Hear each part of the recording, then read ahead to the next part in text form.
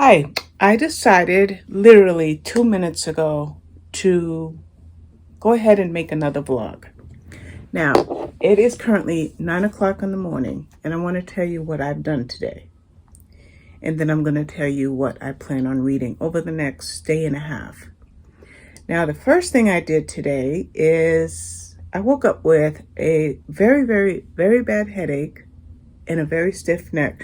So I put some icy hot on my neck, and I'm hoping that whatever it is will go away. And I'm also nauseous, but I can't stop because I give myself this huge TBR every single month. And in the TBR that I give myself, I also include tons of blog tours that I'm going to be doing. Now, I'm just going to show you this as a screenshot. Maybe I'll include it. I mean, if you look at this page right here, and I know that there's a glare, that is all July blog tours that I have signed up for, okay? That I believe is 29 or 30 blog tours for a month with 31 days. So according to this, I have done all the way up to the 11th, which was yesterday. Oh, and today. I usually put bold if I've done it, so let me correct that. So I'm caught up as far as today, and then I have 3 back to back to back on the 13th, 14th, and 15th. In fact, from the 13th through the 20th, nope, every day for the rest of the month I have a blog tour. Every day for the rest of the month. I thought there might be a gap. So for the 13th, 14th, and 15th, I have 3 Harlequin books. They are Out of Her Death by Lizzie Barber, The Binding Room by Nadine Matheson, and The Edge of Summer by Viola Shipman. Now, that is for tomorrow and the next day and the day after that. After those 3, my next 4 are already typed, videos made, and even scheduled on YouTube and scheduled on my blog. So that gives me a little bit of grace until the 20th. And ironically, the book that I have to read for the 20th is called Grace Under Fire. So I'm given a little grace so I can start Grace Under Fire. So that's going to come, after. So what have I done today? As it is, like I said, 9 a.m. in the morning. Okay, if I go over to my notes on my tablet, my iPad, I had 2 review videos that I wanted to make, which was The Island by Adrienne McGinty and The Housemaid by Frida McFadden. And I also wanted to make thumbnails for those and a thumbnail for the Book of Awesome Black Women by MJ Fiev. But even though I made that video a week or so ago, it doesn't come out for like a week. But I wanted to go ahead and make that thumbnail, so I made that thumbnail. I made those 2 thumbnails for The Island and for The Housemaid. And I have The Island video that's up now. By the time you see this video, you'll also see The Housemaid. And then there was also An Orphan Song by Lizzie Page. So those are all coming up in today.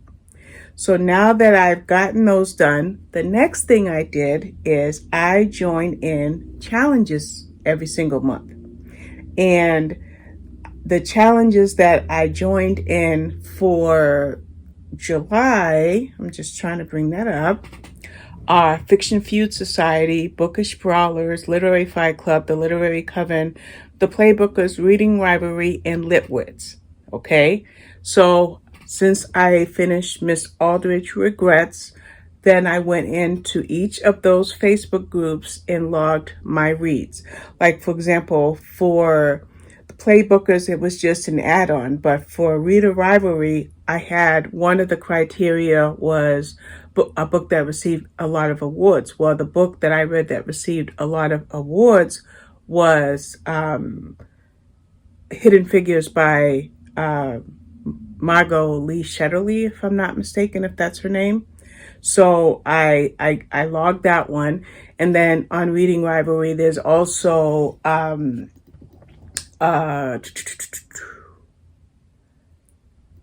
read 3 books that show diversity. So I did read 3 books this month that show diversity. That would be the Book of Awesome Black Women, Hidden Figures, and the one that I just read, Miss Aldridge Regrets. So I created a thumbnail for that and posted that. So I had my first cup of coffee, made 2 videos, posted 2 videos, made some thumbnails, and scheduled a 3rd video to go up today. And then I scheduled a couple of blog posts to go up the 3rd week of July. So yesterday, when I was sitting right here in this chair, I'm kind of slouching. Let's sit up. This recliner is so comfortable that I find myself slouching all the time. So yesterday, which would have been a good day to start this vlog, I put my cross stitching away, which is over there. I thought it was right here. I put my cross stitching to the side and I went to my Goodreads. Now I'm trying something different. I'm trying not to mark books read until I've done the video and written reviews. So because I'm trying that for July, this month, I had 25 books as currently reading, when I'm actually only reading 1, but I had 25 books on that shelf. So what I did yesterday is I started to go through that shelf and I wrote all of those reviews, filmed all of those videos, did some of the thumbnails and some of the links. That's everything that I did yesterday. So in order to get all that done yesterday, I'm going to show you that if I go to my NetGalley shelf for feedback sent, yesterday, this is all the work that I did yesterday. And so that is 1, 2, 3, 4, 6, 8, 10, 12, 14. 14 reviews written, 14 videos recorded, and some of those are either going up or will go up soon. And so this morning, I have just a few left. All I have left to do, in addition to the 3 books that I'm going to start, is The Family Remains by Lisa Jewell, Sparks That Fly and Starry-Eyed Lover by Helena Hunting, and I might do Ollie Cross by James Patterson. So those are the ones that I have to move off of my currently reading shelf by getting those reviews written. And then, like I said, read these 3 books. But here's a cheat. Yes, I'm not always on the up and up because I have 3 galleys, right? Out of Her Death, The Binding Room, and The Edge of Summer. Well, they were all released today, the 12th. And my blog tours for those 3 books are the 13th, 14th, and 15th. So I go to Hoopla, okay, and I search Out of Her Death. Boom, it's on Hoopla. I search The Binding Room. Boom, it's on Hoopla. I search The Edge of Summer. Boom, it's on Hoopla. So I borrowed those 3 books, and over the course of today, I will listen to all of those 3 books. And while I am doing that, I will be doing 2 things primarily. The first thing is I will set up the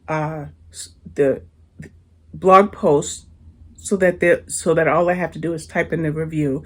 And to set it up, it means putting in the format and putting in the images and also putting in the excerpts. So that to do one of those takes about an hour. So that's like 3 hours worth of work, but that's okay because it's what I do. So is it crazy? Am I crazy? Is this too much? No, it's not. I work well under pressure. I thrive under pressure. I had a job when I was younger where I was the administrative assistant for the vice chancellor of the University of Illinois. Her name was Karen Hitchcock. And that job, I put her on planes. I put her in court. I put her speaking at different universities, and I did that job, and I was a mother of 4 children ages 1 to 6. And I worked that job. I did a great job. That was just one of my jobs. I had other jobs over the years. Now that I am homebound, and yes, I do get to one or two of my daughter's homes from time to time, but since I am primarily homebound and pretty much in this chair or in my bed or on my sofa, I have nothing but time. In that time that I have, I do what I love. I love to read, but I also excel when it comes to writing, so I love to write book reviews. And now I am using this channel to do what I love even more so, which is talking about the books that I love. Now, I worked until midnight, and the reason I stopped at midnight was so I could play my games, and that is Wordle and Duo Trigirdle. I didn't finish Duo Trigirdle. I think I got 21 out of 32 words, so I have to finish that. But I really wanted to get those word games done, so I stopped at midnight so that I could play those games. Yes, gotta have some relaxation, right? So, when I got up this morning, I had tweet after tweet after tweet after tweet. Well, why did I have so many tweets directed at me? Well, it's because I sat here in this recliner and wrote those 14 book reviews. So by writing those 14 book reviews, a lot of those reviews that I wrote were for books that are published in the UK. So when those UK authors woke up, they had all these reviews that I had written. And the tweets have been lovely. I mean, lovely. Like, I'm just going to read a couple. Lily Graham says, thank you so much, Robin. What a gorgeously written review. I feel very honored. I'm so glad you enjoyed it. Then I had one from Cheryl Brown. Thanks so much, Robin. You totally got it. So pleased you enjoyed that. Do I really know you? So for Cheryl Brown, it's Do I Really Know You, about a woman, Kiara, who apparently committed suicide. And there was an edge to that book, and I guess I got it, according to the author. For Lily Graham, that book was a historical fiction when she commented on that one. And then I said in Cheryl Brown's review, what a sensationally well-laid story. And she said, I love this. Thanks so much for reading. So she commented, sent me 2 tweets. And it just goes on and on. I wrote for Siobhan Curran's book. And she wrote me back saying, I wrote in my review, Elena faced danger, betrayal, and uncertainty, but her bravery shone through time and again. This is a book that should be read by any lover of historical fiction. I love each and every peek into the events surrounding the Second World War, especially Hollywood's role. So those are words that I wrote last night, and those are words that were retweeted today by the author. And the author, Siobhan Curran, said, thank you so much for the lovely review. It's so nerve-wracking waiting for the first reviews prior to publication. I'm so thrilled you enjoyed it so much. So it's very rewarding to sit in this chair and to work for hours, go to bed and wake up and have all of these tweets. Whoops, I left Twitter. All of these tweets just shining. I can't forget it. So what am I going to do now? Well, it's time for cup of coffee number 2, so let's go in the kitchen.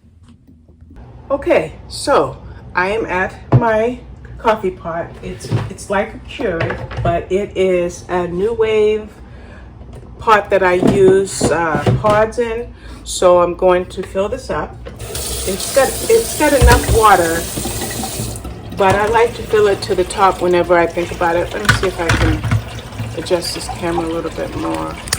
Here we go. So I'll put some water in here. The reason I like to keep it full is because all 4 of us drink coffee. My sons and I drink caffeinated coffee, and my husband drinks decaf, and we sometimes even have tea. So what I like about this little coffee pot, I'm going to show you. I have to get something out of the drawer. It comes with 3 different things. This is for the pods. So I have a tray. I can't quite show you the tray without moving the camera. But I have a tray that's under the coffee pot. So oh well, that one went to the floor. We'll get that in a minute. We won't. So anyway, so it has the pod. It has this if you're going to just do hot water. And it has this if you're going to use the filter. There's a coffee filter in there. And my husband prefers coffee beans that he can grind himself. So therefore he uses the filter. So I will put my pod in here. I always set it to boil. And I set it for medium temperature. There's 3 temperatures, but I always go in medium. That way I can do 2 things. I can sip it even though it's kind of hot, but if it takes me a while to drink it from this insulated cup, it stays hot for about an hour. So I'll press start. So we'll come back in a few minutes and make my coffee. Okay, my coffee pot is just beeped, so we're going to head back into the kitchen, walking through the living room, turn the light on, and make my coffee. So I'll put my camera down. Okay, so today's cream, my husband gets me a couple of them, is International Delight French Vanilla. For sugar, which I have in this little sugar container, I use stevia, raw sugar, or what is it, stevia in the raw, natural sweetener. So as I grab my coffee, it's right here, I will put my stevia in, measure in 2 teaspoons.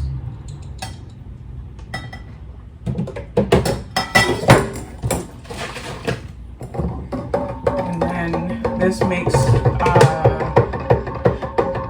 it's kind of like cup number 2, but since this is more like 16 ounces, it's really like cup number 3 and 4, but we won't tell my doctor that. So put the stevia in the refrigerator.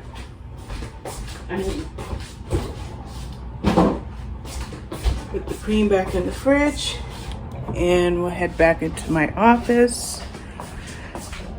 Shut my kitchen light off.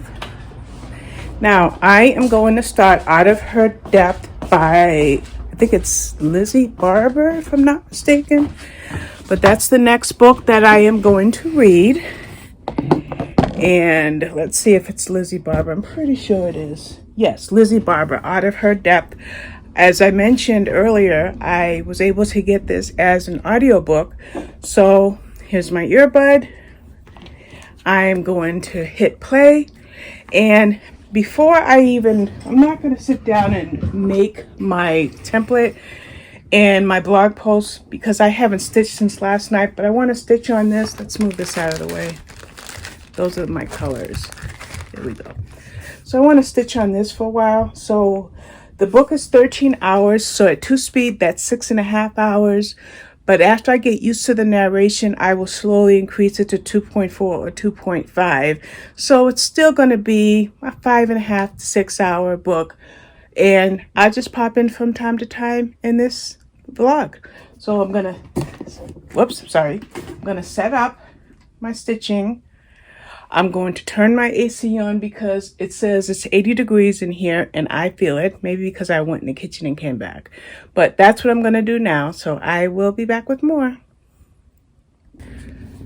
All right, I'm just going to pop back in. I did decide to go lay down and rest for a while, about 2 hours, because my cross stitching, I kept finding myself doing the same section over and over, but being off the stitch.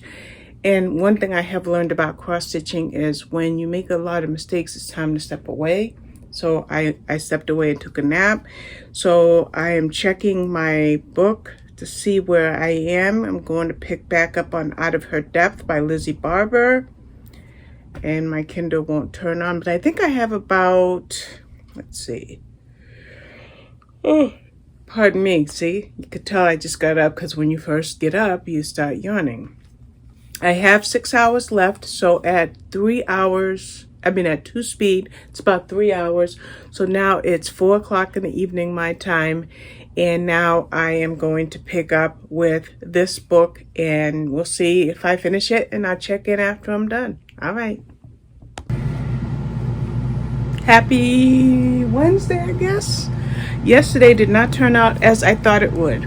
I read for 40 minutes in The Binding Room by Nadine Matheson, which is a 512-page book.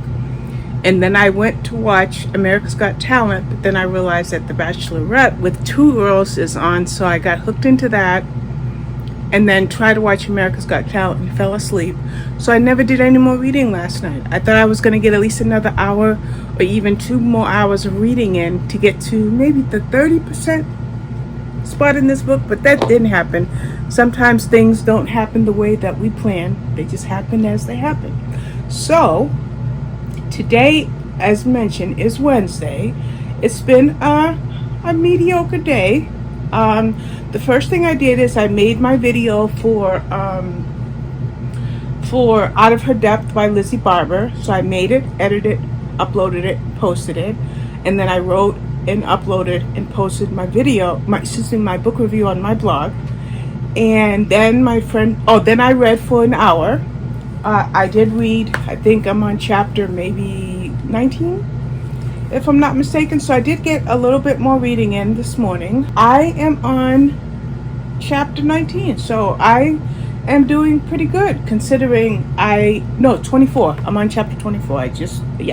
So then my friend Fashawn called and we talked for about an hour. I went and made my second mug of coffee. Okay, I can't really say second cup because this is 16 ounces, so this is full. And now I'm about to head to the lab for a metabolic panel for blood work because I'm having surgery in 2 weeks. And I'm pushing it because I need the lab work done 2 weeks before surgery, and today is literally exactly 2 weeks, so I wanted to postpone it until tomorrow. So my son is making himself a cup of tea, and then he's going to run me over to the lab. I'm going to get my lab work done. While I'm gone, I will be taking my Kindle with me, my trusty earbud, and I will be listening to The Binding Room. Now, I want to tell you something about The Binding Room. It follows The Jigsaw Man from last year by Nadine Matheson, and I remember 3 things about that book. I remember Angelica Henley, our detective inspector. I remember the fact that she's black, so she faced racism at work, but she also faced sexism because of her promotion. I also remember that she had an affair, so that is troubling her now, and that the criminal that they were after in that first book is still haunting them in some ways in this second book. So it's funny when you read a book 2 years or so ago and you start reading the next book in the series and you start to remember it. Now, I'm going to give you an example on how I'm affected by this, because I had The Family Remains by Lisa Jewell, but 3 years ago I read The Family Upstairs. So before I wanted to read The Family Remains, I went back and reread The Family Upstairs. And I'm glad I did, because there were things about that book I didn't remember before I got to The Family Remains. Whereas with Nadine Matheson's book, once I went to my previous review, the review I wrote last year or the year before, everything clicked into place and I was able to pick up with The Binding Room. So anyway, that's just a little perspective on reading a sequel to a book that was written previously. So like I said, I'm about to head to the lab, fully dressed, got my shoes on. I never wear shoes in the house. We don't wear shoes in the house, but I got my shoes on, ready to go. And as soon as my son finishes making his little tea, then we'll hit the road, and then I'll be back in this chair listening to more of this book. Talk to you later. Bye. Alright, so I'm back home, and I did not listen to any more of The Binding Room because I got it as an audiobook from my library. I switched over to The Murder Mystery, which is a Beth Haldane book number 1. And where I am in this book, she started her job as an assistant archivist, and she is taking her lunch break and she discovers the body of her boss. That's where I am with this book, but I'm going to stop on this one and go back to The Binding Room. And by the way, I was at the lab for an hour and a half. I think that's absolutely ridiculous. That's too long just to have some simple blood and urine work. That's just too long. They don't have secretaries and they don't have receptionists, so you wait forever. And then when you do get called back there, then the phlebotomist has to input all of your information. And it's overkill, because when you go into the office, there's a kiosk and you sign in all your information on the kiosk. So it's no receptionist, no secretary, and duplicate work. I don't like that. Anyway, I'm home. I'm going to read for about an hour, and then I'm going to go cook dinner about 1 o'clock. It's 12 o'clock now. I left here at 10:30 or 10 o'clock. I've been gone forever. So let me go ahead and put my book back on. I got my earbuds right here. So I'm going to put my book back on and listen to it for a good hour, stitch for an hour, and then I'll go cook dinner. I cook early on certain days. That the days that I do cook, I don't cook every day, but the days I do cook, I cook a little earlier so that my husband has a chance to eat lunch before he goes to work. So that's about it for now. I will check in with you guys by the time I'm done making dinner and hubby has headed out to work. Bye. I decided to come in the kitchen now. Sorry for the light. I'll try to stand in front of it. That way I'm trying to give my son some privacy because he's over at the stove. So I'm kind of working from this angle to show him respect. Anyway, my friend Heather sends me recipes every day, 2 or 3 recipes a day. And I found this one. I don't have a picture of it here, but it's called buffalo chicken pasta. And it uses rigatoni, chicken breast, onion powder, so forth and so on. But every single ingredient I have.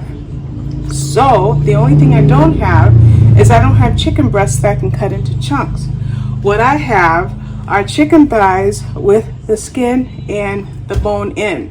So I am going to just quickly take the skin off and debone it and stick it in the baggie and go put it back in the fridge. And then I'm going to come back out in an hour. I'm going to marinate it, and then I'm going to come back out in an hour or so, and I'm going to cook it. I thought I was going to cook in my Instant Pot, but this is a stove top dish. So I will be doing everything on my stove. I won't be using my Instant Pot or my air fryer today.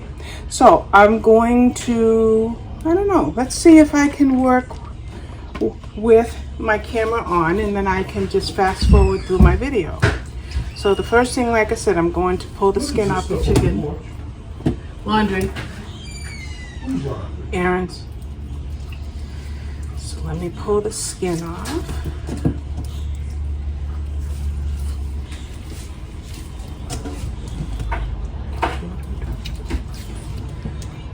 So I'm feeling it, and it's only one piece of thigh bone in there, so it should be easy to cut off the bone.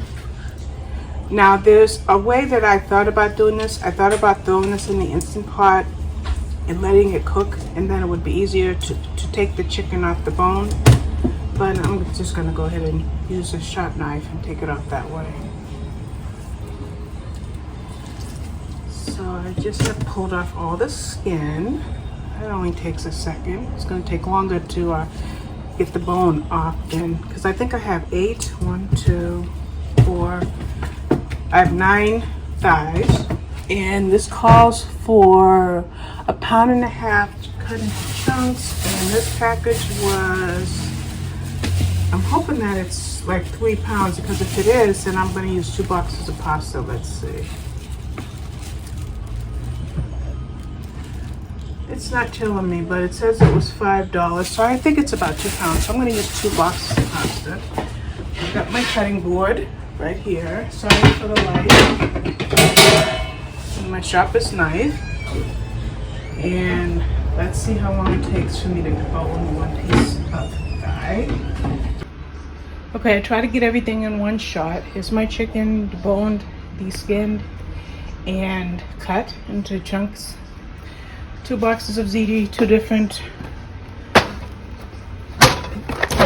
companies, so 2 different size boxes. My cheeses are behind it, and all my spices and my garlic, my chicken broth.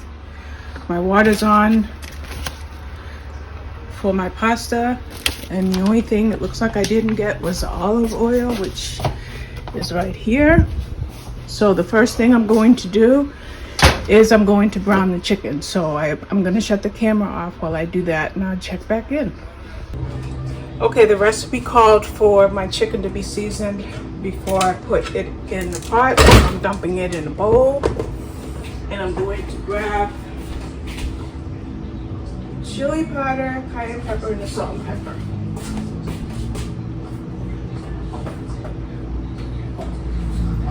So it says to season it with these 4 things.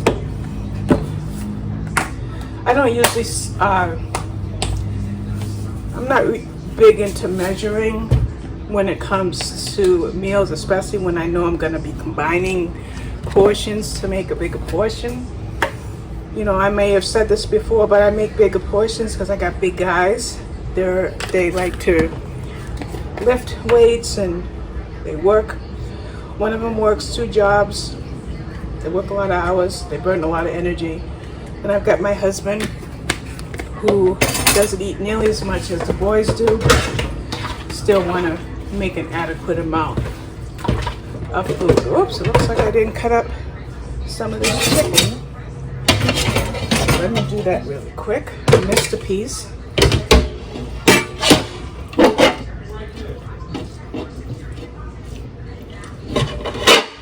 Sorry for that. This isn't the cutting board that I usually use, but my son was using the other one to cut up some of the lines.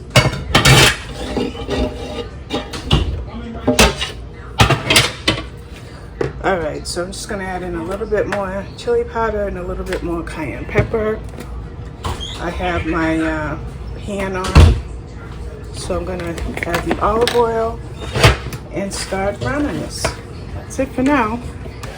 Trying to make it so you can see me while I'm at the stove. So, grabbing my spoon, I'm going to brown my chicken. Now the only other thing that I like to add is I like to add a little Mrs. Dash because I use less salt. Again, recipes call for. My husband has high blood pressure. A little less salt. I use a little Mrs. Dash. So I'm just going to brown my chicken. My water is on for my pasta. And then after I do that, it says to, an onion. I guess I should chop an onion, huh? So I'm looking at the recipe, and it says to add in the chicken, after the chicken is brown, to add in the chicken broth, the hot sauce, parsley, chives, and dill, and then mix in my cream cheese, and then after that, mix the pasta in with this. So I am going to now open my cans of tomato paste, and I've got my chicken broth here already. I've got all my spices here, so let's see how it goes. So I was just reading the recipe over, and at some point I'm going to remove my chicken from the pan, and I'm going to create a sauce with the cheeses, the tomato paste, the seasonings, and the chicken broth. So I'll probably give my chicken maybe 1 more minute.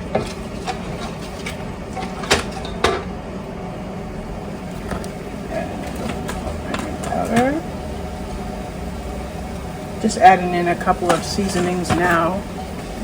My water is coming to a boil. I put a top on it to speed up the boiling process. I'm gonna go 1 more minute on my chicken. I see a couple pieces that could have been cut smaller, but I don't think it much matters. I don't know if you can see how much I'm sweating. But there we go. That's better. Yeah, now you can see how much I'm sweating. Now, I was going to make my tuna noodle casserole for you guys in the vlog. So I think that's what I'll do. I think this vlog will go 3 days instead of 2. So that today's dinner will be this chicken dinner. And then tomorrow I will do my casserole, and that way it can be one vlog. I think that's what I'm going to do. I'm going to shut this off until I finish with my chicken. Okay, in my pot, let me switch my camera. Okay, this is tomato paste, cheeses, chicken, and 2 boxes of ziti. I'm just making sure it's all the way mixed. And then what I'm going to do is I'm going to spread mozzarella cheese over the top and stick it under the broiler for 3 minutes. Here it is before I stick it in the broiler, and now I'm gonna shut this camera off and stick it in the broiler for 3 minutes, and then I'm gonna start washing up some of my dishes. About 4 minutes under the broiler. I had the broiler on low because my setting is high or low, so I had it on low. Second under the broiler, washed up all my big dishes. Now I just have the smaller dishes, and then I'm running the Swiffer over my kitchen floor, put away all my spices that I used, and dinner is ready. There you have it. Chicken, what is it called? Let's see. It's called buffalo chicken pasta. The only thing I did differently is, if you see right there where it says 3/4 cups of Frank's hot sauce, I didn't have any hot sauce. I had sriracha, and I only put in half a cup. That's the only change that I made. All right, that's it. Okay, I was editing this vlog and it's getting quite long, so we're going to end the vlog here. What I accomplished in this vlog simply was reading Out of Her Death by Lizzie Barber, reading about 20 or so percent of The Binding Room by Nadine Matheson.